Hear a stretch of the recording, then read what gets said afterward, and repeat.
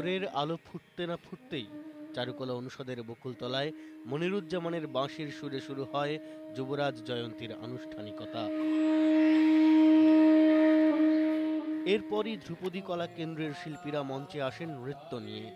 বাঁশির সুরে, নৃত্যে, গানে আর কথামালায় শ্রদ্ধা নিবেদন করা হয় নিবেদিত প্রাণ এই নাট্যকর্মীর প্রতি।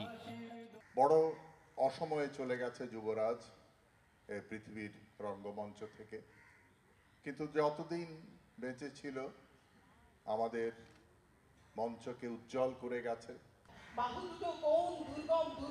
তাঁর অভিনীত নাটক দিয়ে নাগরিক নাট্য সম্প্রদায় এবং পরিবারের সদস্যরা গানের সুরে আর কবিতার পংক্তিতে আবেগকাতর শ্রদ্ধা জানায় প্রয়াত যুবরাজের প্রতি। শ্রদ্ধা নিবেদন করে গান করেছেন সঞ্চয়িতা দত্ত, ইলোরা আহমেদ, শারমিন সাথী ইসলাম এবং ভজন খ্যাপাও।